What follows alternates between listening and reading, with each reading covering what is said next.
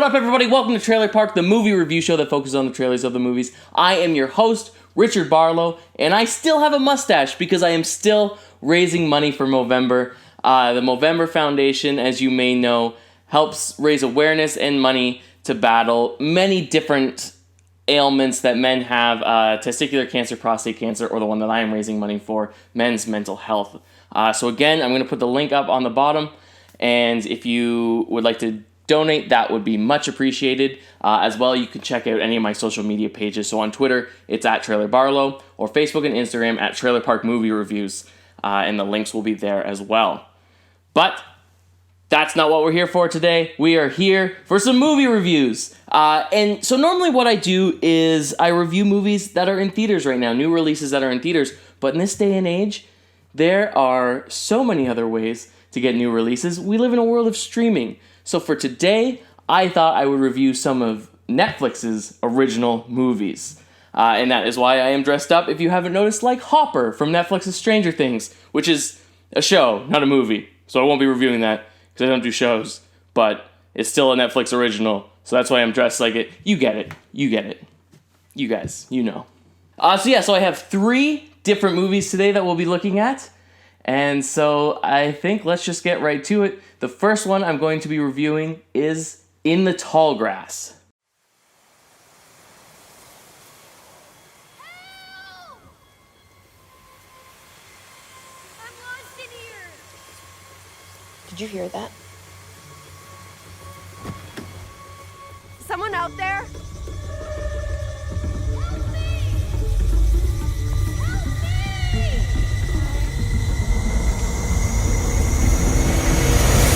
So In the Tall Grass is a new horror movie on Netflix, and it's based off a novella by Stephen King and Joe Hill. And while watching it, I was thinking to myself, yeah, I can really see how this would work as a novella. It would be a very interesting read. Just the way it's set up, it really sets itself for like a short story or a novella. But as a movie, not so much. It really doesn't work as a movie, and this is actually a pretty awful movie. Cal? Becky! Something's not right about this. I think we should head back to the road. It's very nonsensical. There's things that, in a novella would be intriguing and you wouldn't really need answers for. It would just be a good read. But a movie needs more than that. And the fact that there were no answers to anything really just made the whole movie not make sense. And just things happen that seem random, and they're kind of going for that, you don't know what's going on, anything can happen sort of thing, but it just doesn't make sense. Becky? Travis? Who are you? What's going on? You know, it definitely does have that I don't know what's happening sort of feel to it, but not in a good way. It's not like I'm intrigued to find out more. It's just kind of like, well, this is kind of dumb. And even if it was in the good way that was making people want more and want to find out why this is happening, you don't find out why it's happening. They give a very loose explanation, but there's so many things afterwards that you have more questions than you do answers, and you didn't even enjoy the ride along the way. The writing isn't great, the performances aren't great, but I feel like I can't even really, badmouth the performances that much, because, the movie is so bad that they didn't stand a chance. These could be very good actors. I mean, Patrick Wilson is in there. I'm a really big fan of his. I think he does really well in other movies. You know, I love him in the Conjuring movies. But in this one, it's just bad writing. So, I'm sure is doing everything he can with the material, but it's just not that good. And the other actors I don't really know. So I can't say that they're bad actors because this is such a bad movie that maybe they're great actors, but they just weren't given anything. I came looking for you! What? How did you get here before us? I don't know. There are things in the story, going back to the writing, that happened that, weren't set up at all. There's a dynamic between 3 characters that, kind of in the third act of the movie, the one says something to the other, and you're kind of like, whoa, where did that come from? There was nothing hinting at it. There were no, lead-ups to this moment to suggest that that's one of the problems that they're having, and what they say is inappropriate, but it's kind of like, I don't know if they were going for some sort of shock value or something, but it's out of nowhere. And so, like, the inappropriateness of it is just kind of, like, really off-putting because you don't know where it came from. Like, it would be like if you're sitting around with a group of friends and one person just crosses the line out of nowhere and the whole table is just like, whoa! That's what that moment was in the movie. And that's, like, the one that stands out to me as the one that, like, really threw me off. But the movie is full of stuff like that. It's bad writing for a movie. I could see this working as a novella, but not everything out there, especially, like, we're in a trend again. It happened, like, a few decades ago. We're starting to get in a trend again where, like, everything Stephen King is being made into a movie.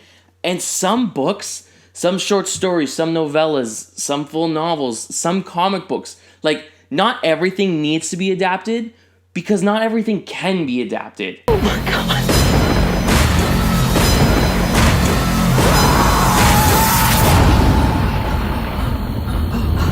You know, I'm all for adaptations of things. I'm a huge movie fan. So yes, the more movies we can get, the better. But some things just don't lend themselves to a movie. And I think that's a place that people need to start thinking from and figure out, this is a great story, but can we make this a movie? Like, I feel like that wasn't really thought about. It was just like, yeah, this is Stephen King. It's really popular. Like, Stephen King things are really popular right now, so let's make a movie of it. Not thinking that, like, I don't think this is going to work on screen. This isn't something that we can get out in an hour and a half. This is something you have to read. And I haven't read it, so there might be answers in the story that they just felt like omitting from the movie, and that's a really big error on their part if that's the case. But even if those answers aren't there, I still feel like reading this, I would have been more into it than watching it, because it just doesn't work on screen. It's grass. It's just grass.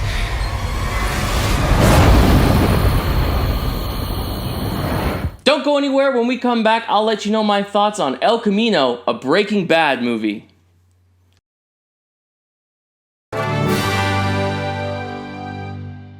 Now we're going to talk about El Camino, a Breaking Bad movie.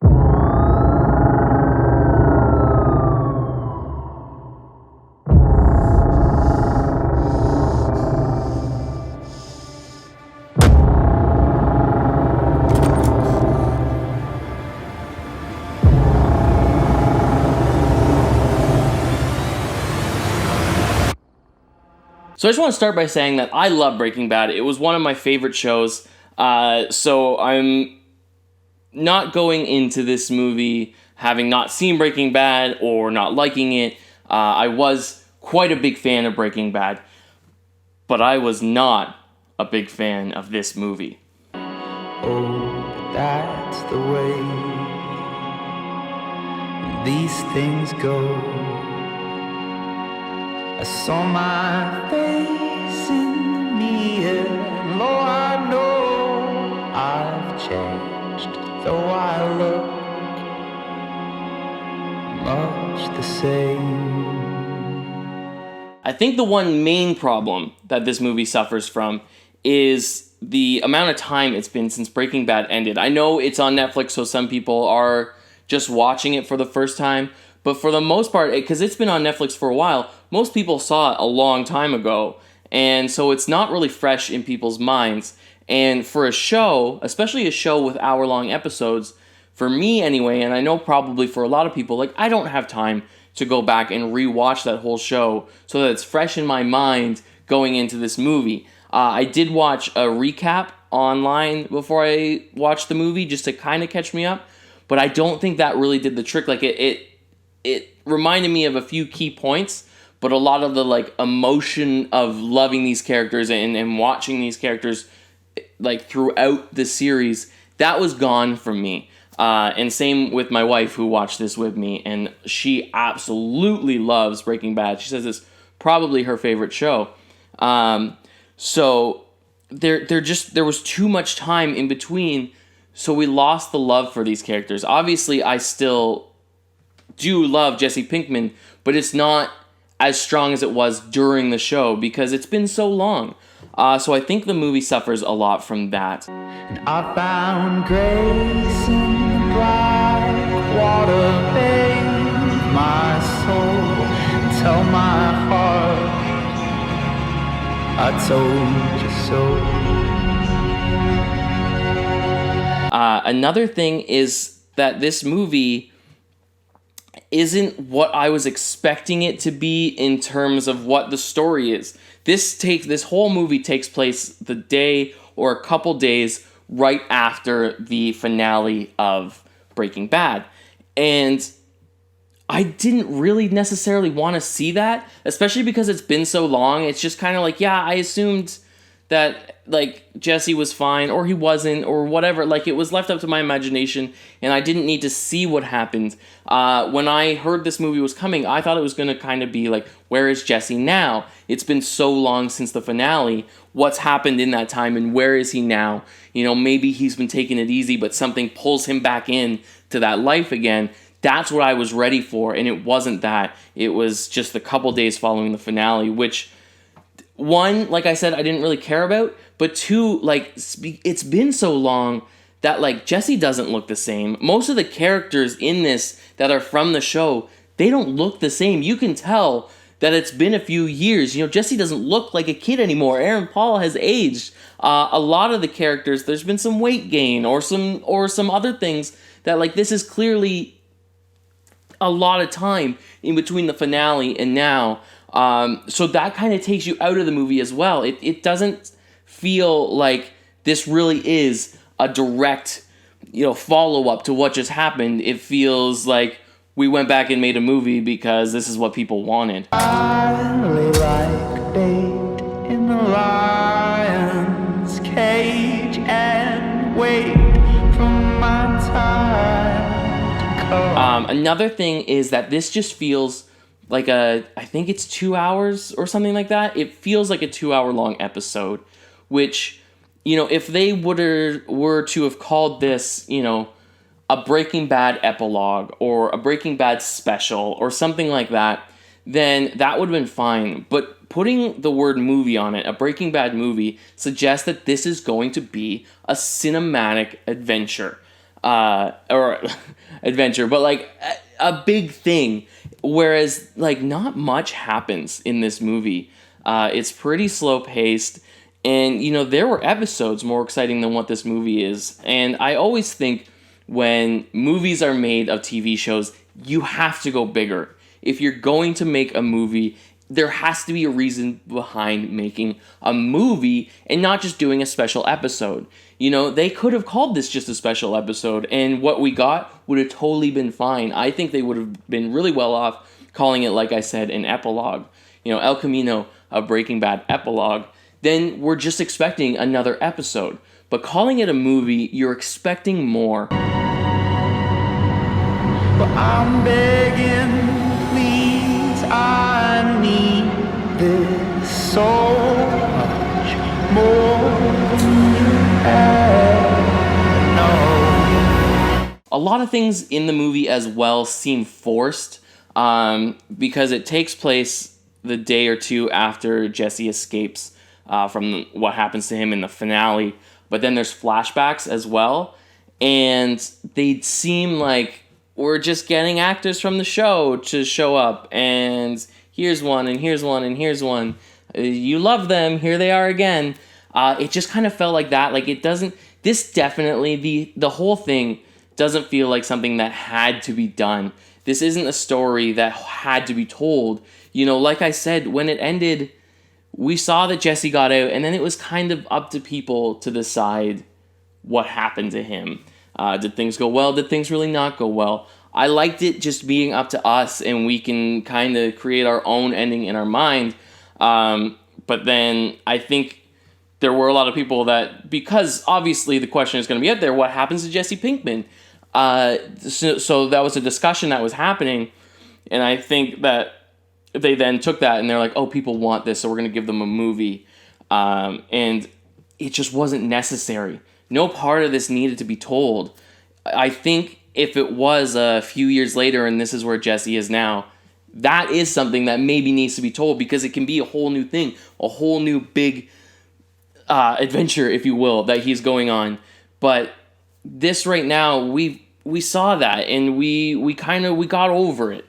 And so to bring us this now is totally unnecessary.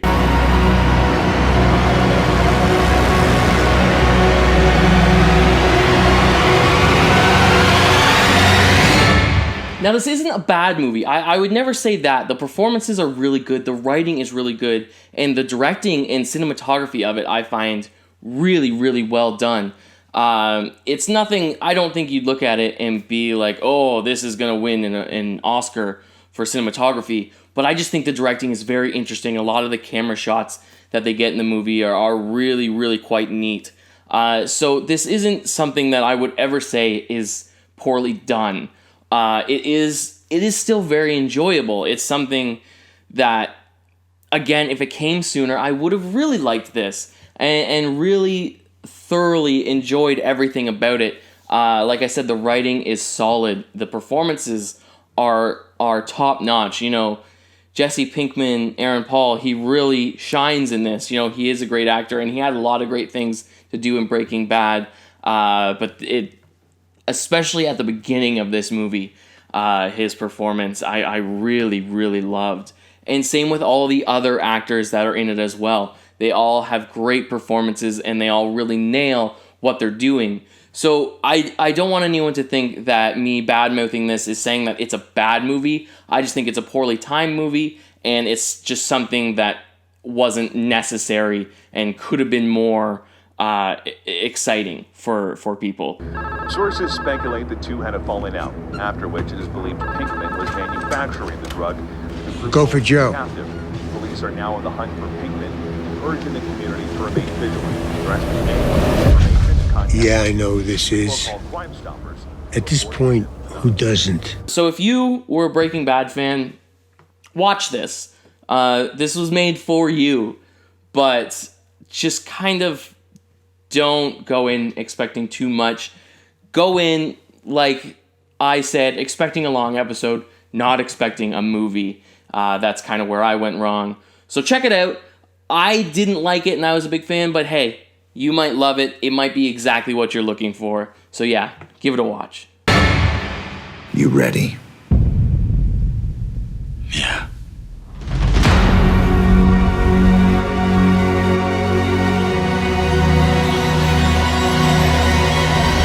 Stick around. When we come back, I will be talking about The Laundromat.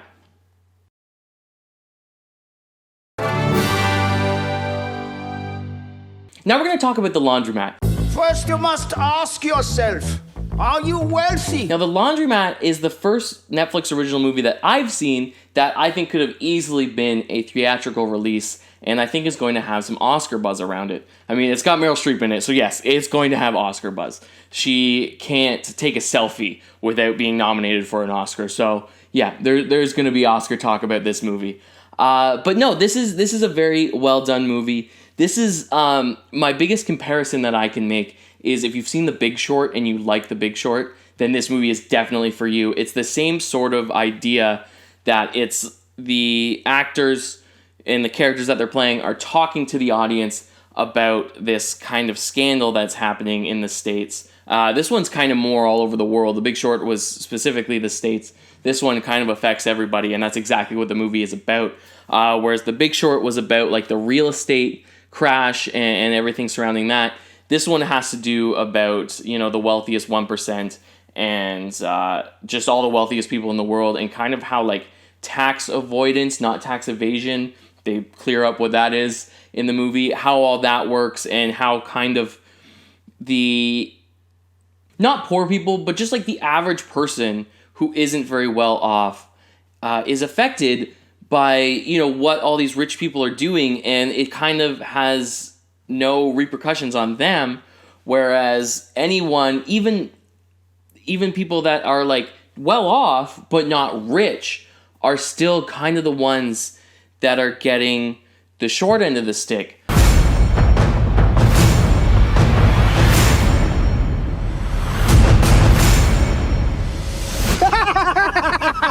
Basically what it is it talks about, you know, how all the loopholes and laws and offshore bank accounts and stuff like that, how the rich people use all these things and create fake companies so that, like, when something happens that someone needs to be held accountable for that could possibly lose them money, you can't track back who it is that should owe that money. So it's kind of the rich people stay rich, and kind of just all the ways that they stay rich and everything they do to hold on to their wealth and make sure nobody else gets it. So it is really interesting. It's also really frustrating to watch and kind of depressing because this stuff hasn't changed. You know, it came to light a few years ago. There's some clips of that in the movie, but it's still the same. Those things are still there. They're still happening. So it is very frustrating to watch. I enjoyed watching it, but at the same time, I was kind of getting tense knowing that, like, you know, I am one of these people that is just being kept away from the wealth of the world because all the rich people are finding their ways to hold it back. So it is a very frustrating watch, while at the same time being entertaining and being a informative and enjoyable watch. Think of this as fairy tale that actually happened. There's confusion over who has to pay. So they drowned Joe and 20 other innocent people. And somebody's making money from it. No, it goes back to this law firm, Mossack Fonseca. So what happens next? What do we do next? Now, when I say entertaining, there will be people who aren't entertained by this. You know, it's not... The Big Short, it has very funny moments and really delivers it in a way that is quite enjoyable to most people. This one isn't. This one kind of really is just them talking to the camera, explaining how things work, and then showing, like, a little story about how someone is affected by whatever they're talking about. And it's not as funny, it's not as upbeat as The Big Short, so I can definitely see someone not liking this. I did quite like this. I also know some people get upset at the way it's delivered. They say it sounds patronizing because they really are, like, explaining to you in the most simplest way what is happening and what this means. So I definitely could see someone finding it patronizing. For me, I didn't necessarily know this stuff. Like, I knew stuff was happening, but I didn't know anything about it. So, like, I'm not offended when someone is explaining something to me that I don't understand. I appreciate it. You know, this movie helped me better understand all the tax issues and loopholes and laws and everything that are out there that really aren't good for most people. So I do appreciate this movie dumbing it down, if you will, for me. But I do know some people wouldn't really be into that. All I did was try and send money. It's a scam that goes from Houston to the West Indies to some bank who knows where. They're getting away with murder. Which is bad. Bad? Yeah, bad is such a big word.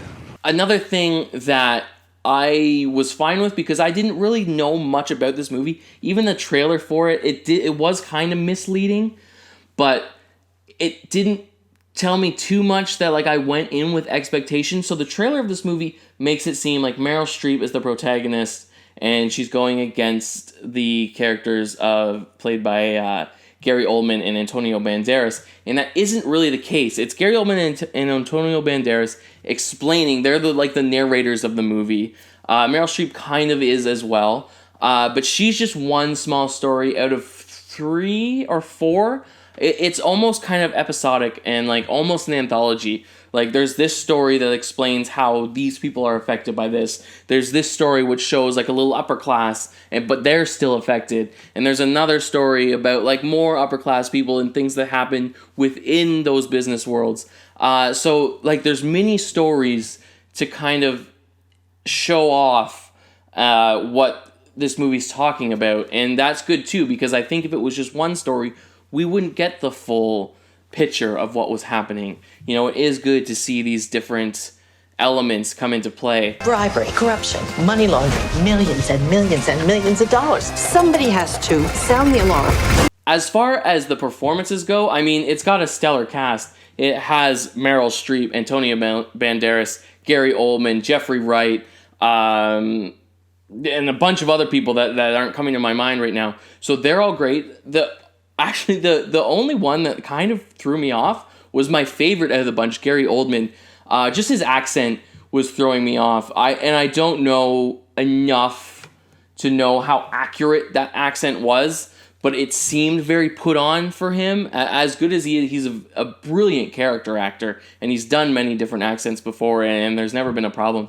This one did. For some reason, it threw me off, and I don't know why. It just, like I said, it seemed put on. So his performance kind of sometimes took me out, but the way that this movie's set up is, it's okay for it to throw you off because they're never pretending that this isn't a movie. Gonna go out on the town. Get your back. How does it all work? So I did really enjoy this movie. Check it out for sure if you're into this sort of thing, but know what you're going into. You're going into almost like a infomercial PSA about tax evasion and tax avoidance and laws around the corporate world. So if you're not into something like that, definitely not for you. But it is quite an enjoyable movie, I think. So if you think that's the sort of thing you're into, definitely check it out. Most of the time, we don't even know.